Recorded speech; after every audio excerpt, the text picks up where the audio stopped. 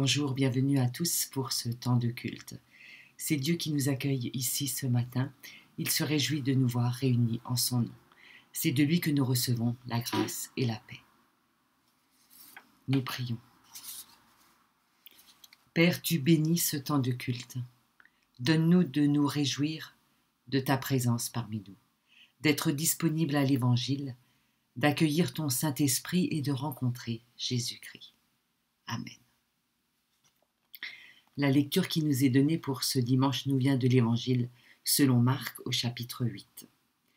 Jésus sortit avec ses disciples vers les villages de Césarée de Philippe. En chemin, il se mit à demander à ses disciples, au dire des gens, « Qui suis-je » Ils lui dirent, pour les uns, Jean le baptiseur, pour d'autres, Élie, pour d'autres encore, l'un des prophètes. Lui leur demandait, « Et pour vous, qui suis-je » Pierre lui dit, « Toi, tu es le Christ. » Il les rabroua pour qu'ils ne disent rien à personne à son sujet. Il commença alors à leur apprendre qu'il fallait que le Fils de l'homme souffre beaucoup, qu'il soit rejeté par les anciens, les grands prêtres et les scribes, qu'il soit tué et qu'il se relève 3 jours plus tard. Il disait cela ouvertement. Alors Pierre le prit à part et se mit à le rabrouer. Mais lui se retourna, regarda ses disciples et rabroua Pierre. « Va-t'en derrière moi, Satan, lui dit-il. Tu ne penses pas comme Dieu, mais comme les humains. » Mais enfin, qu'est-ce qui prend Jésus ce jour-là? Pourquoi est-ce qu'il appelle son fidèle disciple Satan alors qu'il vient juste de faire une confession de foi extraordinaire? Il vient de reconnaître en Jésus le Christ, l'envoyé de Dieu. Alors pourquoi est-ce qu'il le remballe en l'insultant et en lui disant cette phrase qu'on connaît bien, « Va des rétros, Satana ».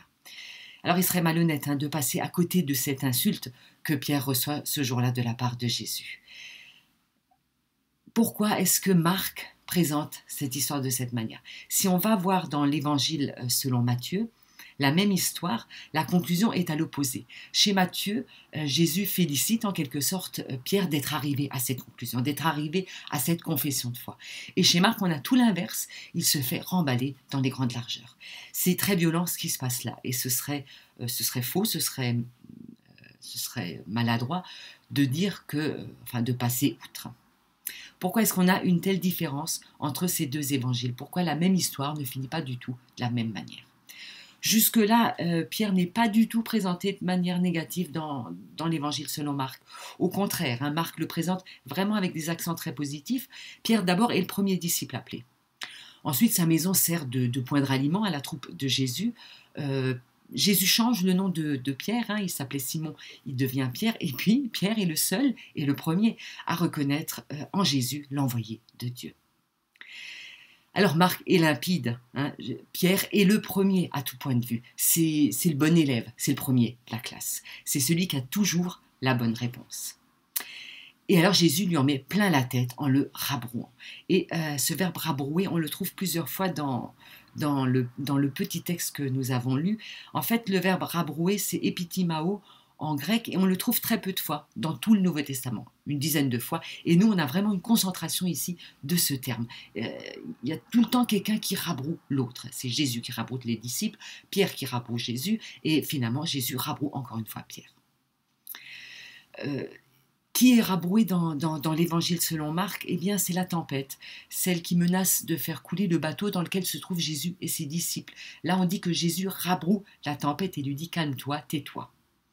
Les esprits impurs sont rabroués aussi dans l'évangile selon Marc. Là encore, Jésus leur demande de se taire. Epitémao, rabroué, c'est un verbe très fort qui contient l'idée de censure, de réprimande sévère et tranchante. Alors maintenant, c'est les disciples qui sont rabroués et Pierre en première ligne. Pourquoi est-ce que Pierre est rabroué? Eh bien, parce qu'il refuse la suite. Pour lui, Jésus devra en rester là, rester dans cette région de la Palestine, continuer son ministère, attirer des foules et leur faire du bien. Pour Pierre, c'est ça, être le Messie, être le Christ. Et Jésus continue en disant, non, en fait, c'est pas du tout comme ça que ça va se passer. Maintenant, il faut aller à Jérusalem. Maintenant, on arrive à un autre moment de ma vie. Et d'ailleurs, dans l'évangile, c'est assez clair. On est au milieu de l'évangile. Il y a maintenant un renversement. On arrive à autre chose. Jésus dit, il faut que j'aille à Jérusalem, que je sois rejeté, que je souffre et que je sois crucifié et que je ressuscite le troisième jour. Pierre est rabroué parce qu'il projette sur son maître ses vues, ses attentes, ses idées à lui. Il ne peut pas accepter que Jésus soit autre chose. Pour lui, le Christ, c'est certainement pas celui qui va aller se faire tuer à Jérusalem et qui y va de son plein gré. Pour lui, le Christ, c'est celui qui convainc les autres par la force s'il le faut, mais en tout cas qui est glorieux et victorieux. Et Jésus lui dit, en fait, t'as rien compris, mets-toi voir derrière moi. Alors justement, cette expression vadere Satana, hein, qu'on connaît bien en latin, ça vient de là. Et Jésus, ce jour-là, l'appelle Satan parce qu'il devient un adversaire, parce qu'il refuse la suite. Le Satan, c'est un mot qui vient de l'hébreu, le Satan c'est l'accusateur, l'adversaire. Et ce jour-là, Pierre devient un adversaire, il devient un accusateur. On n'a pas besoin d'imaginer une bête extraordinaire avec des sabots et des cornes. Est Satan celui qui enferme Jésus ou Dieu dans une image et qui refuse de la modifier? Jésus lui dit, mets-toi derrière moi. Cette expression, on la trouve aussi au début de l'évangile de Marc. Quand Jésus appelle ses premiers disciples, Pierre, entre autres, Jésus leur dit, mettez-vous derrière moi, venez derrière moi, en notre manière de dire, soyez mes disciples, soyez ceux qui me suivent. Le thème de suivre Jésus est toujours très important chez Marc. C'est ce qui est attendu des disciples, c'est d'être derrière, de suivre leur maître. Marc, on comprend ici que Marc, contrairement à Matthieu, se méfie des formules doctrinales. Quand Pierre dit chez Marc, tu es le Christ, il lui donne un titre, immédiatement Jésus le rabroue.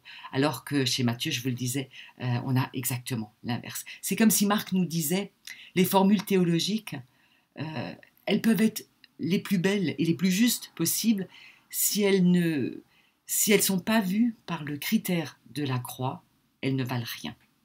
C'est la croix qui est décisive. C'est ça qui fait basculer. C'est à cause de la croix, donc de la mort et de la résurrection de Jésus, que les évangiles ont été écrits. Et ce jour-là, c'est aussi ce qui est dit à Pierre. Les formules doctrinales sont certes belles, mais si elles n'intègrent pas, si elles ne sont pas vues et comprises par la croix, elles ne valent rien. Après 2000 ans de christianisme, les formules théologiques, les formules doctrinales ne manquent pas. Elles foisonnent au contraire dans nos célébrations et parfois même dans le témoignage interpersonnel qu'on peut avoir.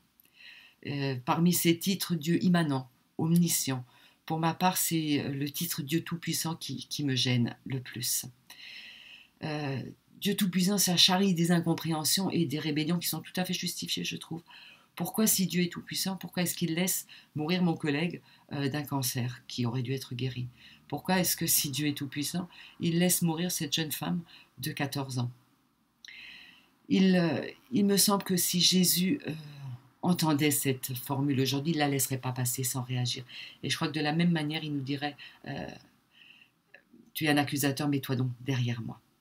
Est-ce que nos doctrines, en particulier celle de Dieu Tout-Puissant, résisterait à la croix? Comme les disciples de Jésus, et comme Pierre en particulier, nous ne pouvons pas gommer la fin de la vie de Jésus, la croix.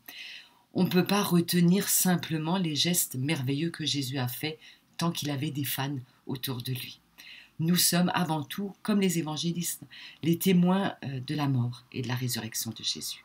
Le reste est secondaire et doit toujours être confronté à la croix. C'est aussi à nous que Marc parle ce matin. Prions ensemble. Donne ton pain à ceux qui ont faim. Donne faim de toi à ceux qui ont du pain. Toi seul, Seigneur, tu es notre force. Donne ta force à ceux qui sont faibles. Donne l'humilité à ceux qui se croient forts. Toi seul, Seigneur, tu es la vérité. Donne la foi à ceux qui doutent. Donne le doute à ceux qui croient te posséder. Toi seul, Seigneur, tu es notre espérance. Donne confiance à ceux qui ont peur.